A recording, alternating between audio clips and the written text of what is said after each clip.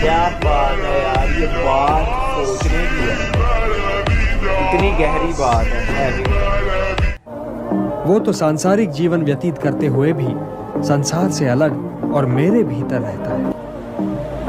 हे अर्जुन, जो योगी सबके सुख दुख को अपना सुख दुख माने वही परम श्रेष्ठ है। जिसे हर दिशा और हर वस्तु में केवल मैं ही दिखाई दूं, वो तो कभी भटक ही नहीं सकता। जो मुझे नहीं भूलता पार्थ, मैं भी उसे नहीं भूलता।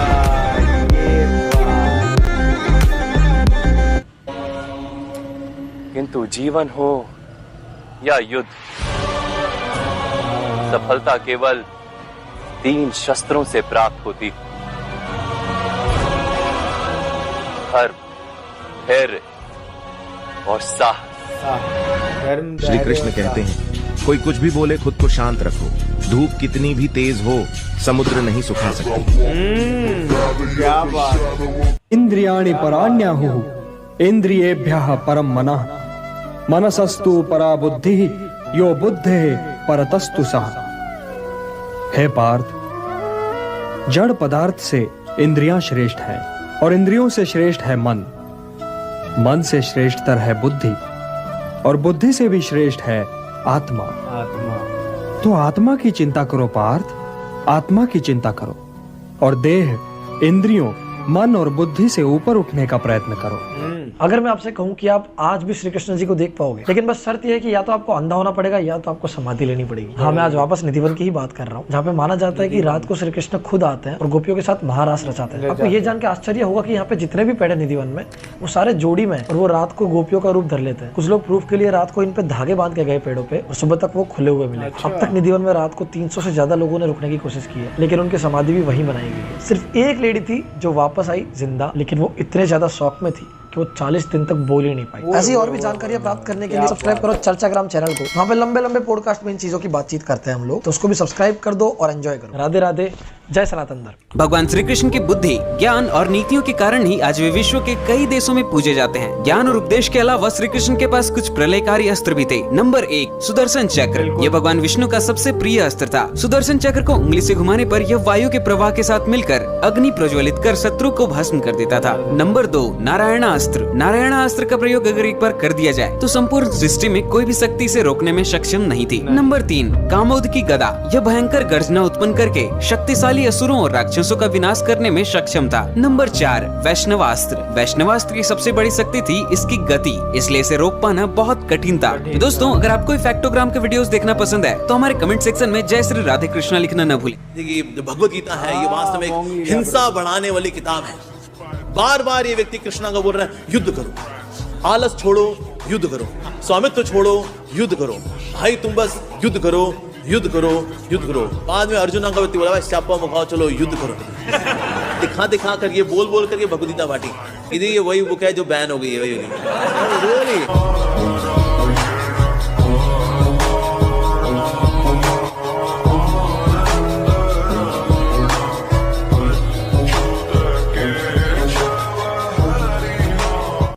कृष्ण की शांति प्रियता किसी से छुपी नहीं है। वो कभी युद्ध के पक्षधर नहीं थे।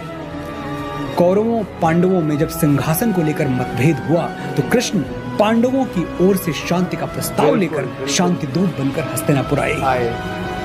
लेकिन दुर्योधन ने उनकी एक नहीं सुनी, उल्टे उनको बांधने का आदेश दे दिया। यहाँ शांति दूत को क्रांति दूत बनते देर नहीं लगी। भगवान ने अपना ऐसा विकराल और ऐसा विराट स्वरूप दिखाया कि दुर्योधन के प्राण कांप गए।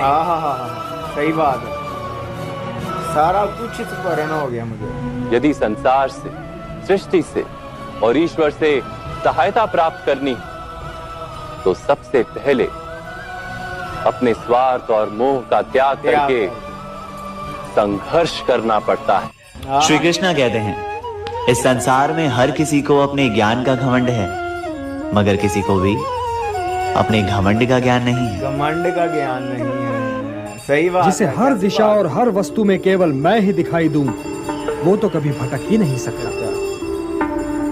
जो मुझे नहीं भूलता पार्थ, मैं भी उसे नहीं भूलता। वो तो सांसारिक जीवन व्यतीत करते हुए भी संसार से अलग और मेरे भीतर रहता है।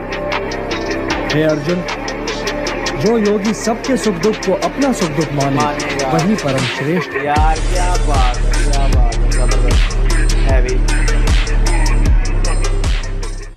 तो गाइस यहाँ ख़त्म हुई ये भी शॉर्ट्स जो कि श्री कृष्ण की पावरफुल शॉर्ट्स का पार्ट नंबर 2 था।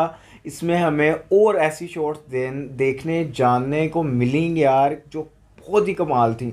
और आप देख सकते हैं कि जब भी श्री कृष्ण का जिक्र होता है तो महाभारत का जिक्र होता है, और महाभारत के उस युद्ध का जिक्र होता है जिसमें कौरव और पांडव के बीच में जंग हुई, युद्ध हुआ, और कृष्णा जी जो थे वो पांडव के साथ खड़े हुए थे और उन्होंने अर्जुन को गीता का ज्ञान दिया था। क्योंकि अर्जुन जो थे वो उस टाइम स्थिर नहीं थे, क्योंकि वो कहते थे कि सामने मेरे गुरु हैं, सामने मेरे पितामह हैं, सामने ही मेरे अपने भाई हैं, तो मैं किस तरह युद्ध करूं, किन पे प्रहार करूं, किन पे तीर चलाऊं, किन का वध करूं।